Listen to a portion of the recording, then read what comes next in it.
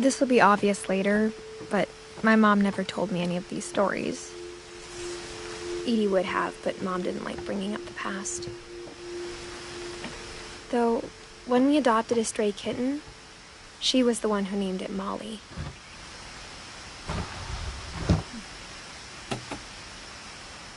I spent a lot of time in Great-Grandma Edie's room.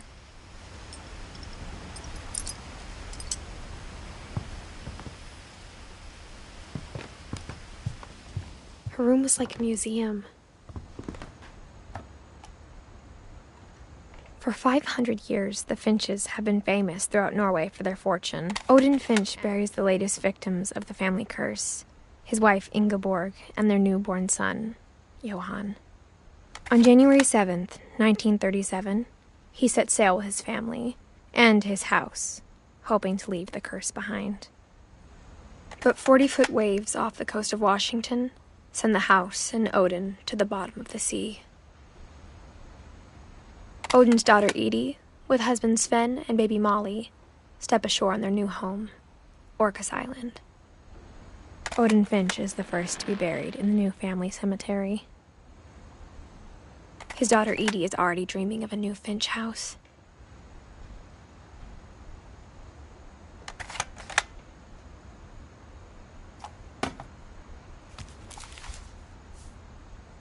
Whatever's wrong with this family, it goes back a long ways.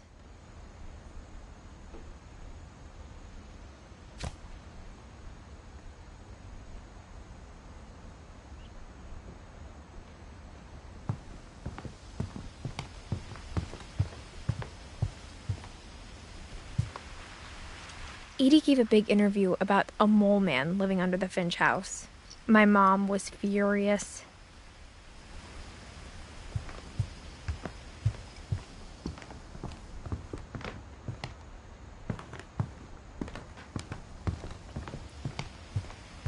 When Edie told people Sven was killed by a dragon, she could also have said he was building a dragon-shaped slide that collapsed. She could have, but she didn't.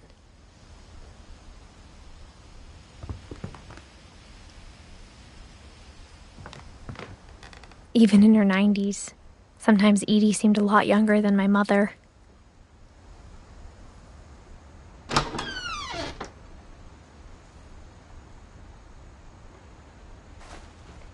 The only trace Grandpa Sam's first wife, Kay, left on the house was the pink bathroom.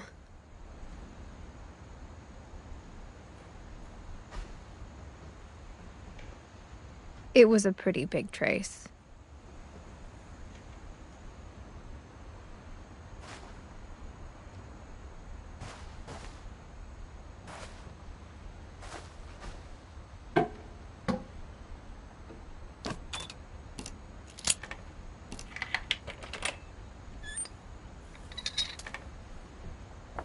There's a secret in this bathroom.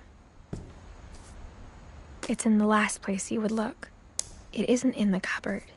It's hidden in this book.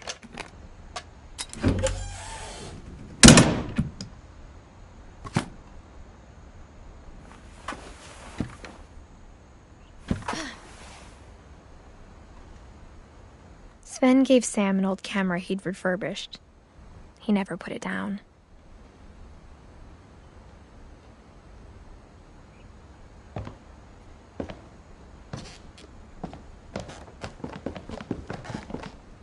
From the paintings on the wall, it was clear my brother Milton had been here before me.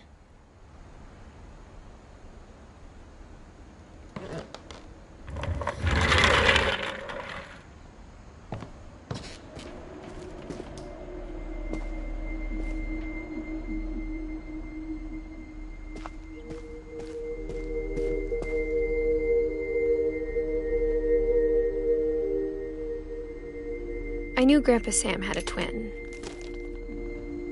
and that he never talked about him. I guess my grandpa didn't like history any more than my mom did.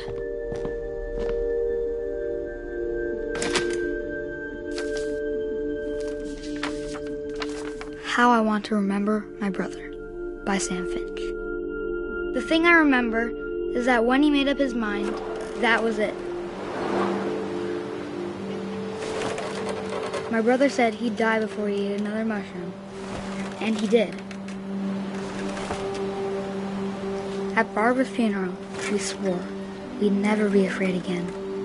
And he wasn't. I think Calvin always wanted to fly. Sam! Calvin! Dinner's ready! Coming! But that day, he finally made up his mind to do it. I told him going around was impossible. Maybe if I hadn't said that.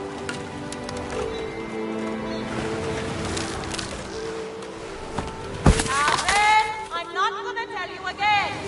Maybe if the wind hadn't picked up. Then maybe he'd still be here. But I doubt it. I think he'd already made up his mind. That's what I want to remember about my brother.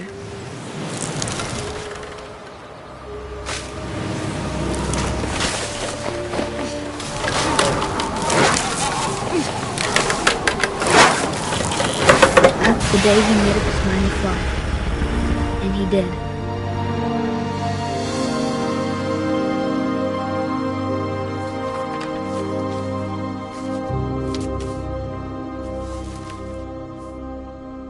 Calvin's story felt strangely familiar. When I was younger, I remember trying to do the exact same thing.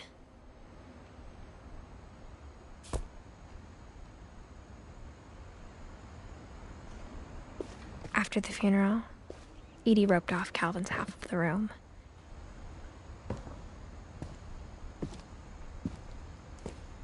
Mom said Grandpa Sam enlisted at 18 and never set foot in the room again.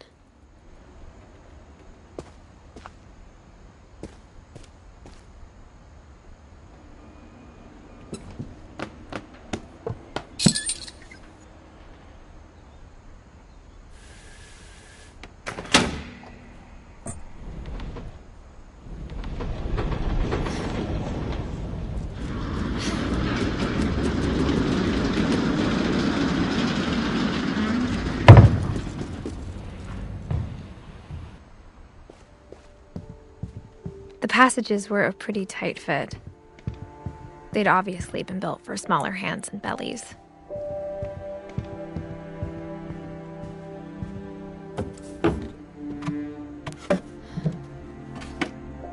Growing up, I always thought of Barbara as a child star.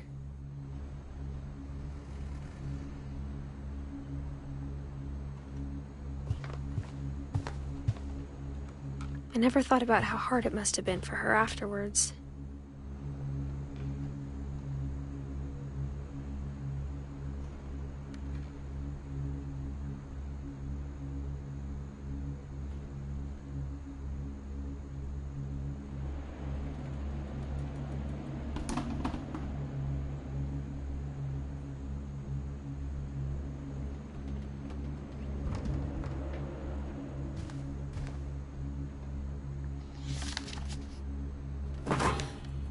Of all the stories people wrote about Barbara's death, I'm surprised Edie saved this one.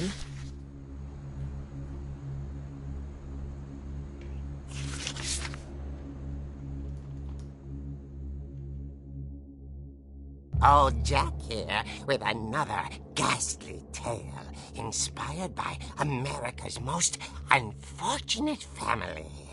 I'm calling it The Surprise Ending of Barbara Finch.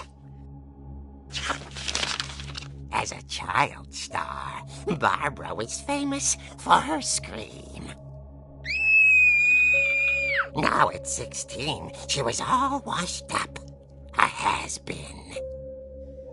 But in a lucky break, she'd been asked to perform her signature scream at a local convention for monster movie fans. It was just the boost her career needed. Unfortunately, her scream hadn't aged well. Getting better. I think you just need the right motivation. Her biggest fan and current boyfriend, Rick, was about to demonstrate when... Now that was a great scream. It was Barbara's father, Sven. He'd slipped into a table saw and had to be rushed to the emergency room. So Barbara got stuck babysitting her youngest brother, Walter. Her convention comeback was cancelled. Okay, I'm hearing frustration, but I'm not hearing terror. What if I tried... A gang of hoodlums in Halloween masks have been terrorizing Orcas Island tonight. Police are urging residents to... That came from the basement. You're right! Also, I loved your delivery on that. Why is your basement door locked? Because my dad likes making puzzles and secret passages. There's a key hidden in the music box. The secret is to keep winding and winding until finally the key pops out. Thanks, babe. I'll be back in a sec. 20 minutes later, Rick hadn't returned. So Barbara went to look for him, right on cue. She reached for the music box.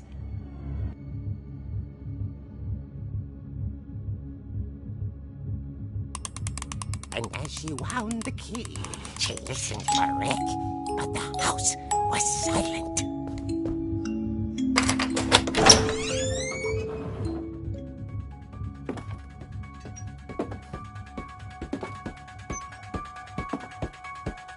She found Rick's crutch and imagined the worst.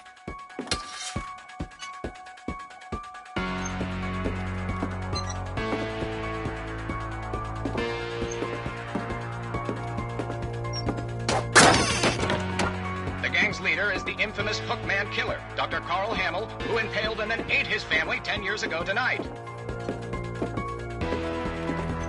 The old fridge rattled and grew still. Oh dear! Oh! Rick? Barb, relax. I was just trying to scare you to help you find your scream. Well, I'm not scared, Rick. I'm furious. Then act furious. All I'm getting from you now is that you're hurt and confused and you... She threw him out, but she kept a little something to remember him by. Barb, have you seen my other crutch? And she was still holding it when she fell asleep watching the Late Late Picture Show. Hours later... Barbara! Walter, what's going on up there? Ah! Okay, I'm coming up, but if this is a trick, you're dead, Walter.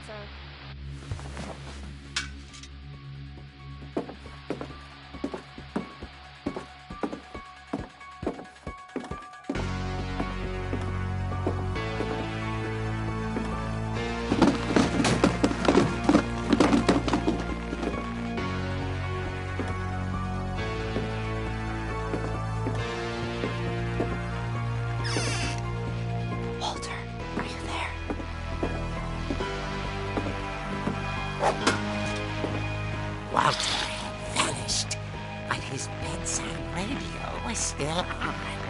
Orcas Island police describe the man as 6 feet tall, with a steel hook for a hand. Residents are urged to lock all doors and windows and notify the police of any suspicious activity. Barbara turned, saw the hookman, and was speechless. He was quite smashing. And he was. He couldn't get enough of Barbara. Okay, Barbara, there's gotta be another way out of here.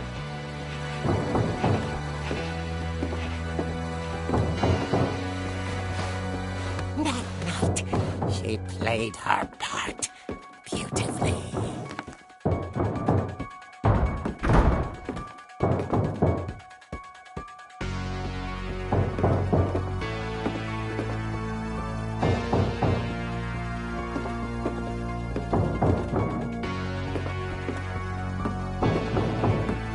Molly's door hadn't been opened in years. The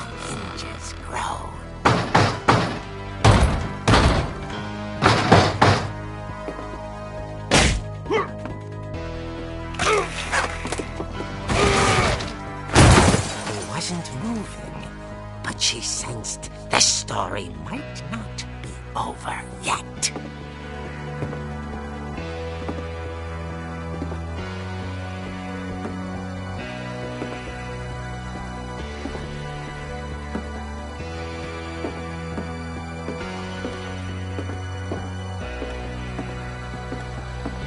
The hookman had vanished. She listened for his breathing, but all she heard was...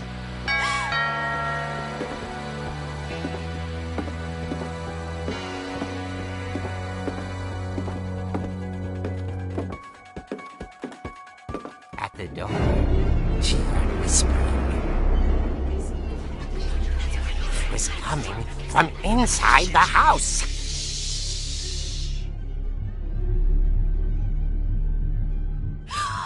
Oh dear. The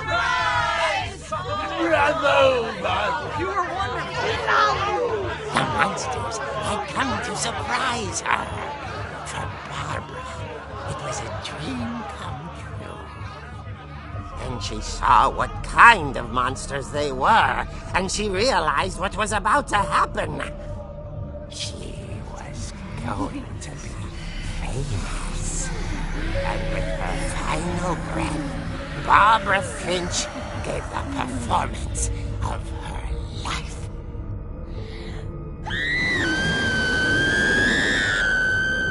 I wasn't there myself, but I hear Barbara was magnificent. Poor girl. She had a taste for stardom. But unfortunately, so did her fans. Of course, the police blamed it all on poor Rick, who disappeared the same night.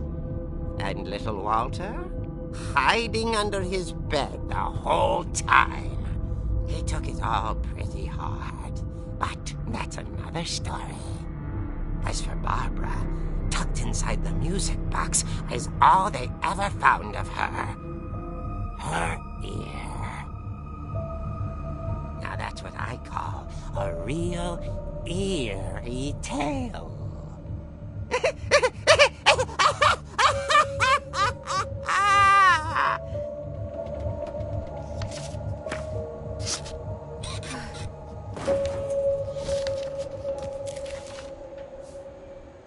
Edie told me all Barbara wanted was to be remembered, as absurd as that comic was. Maybe what Edie saw was a happy ending.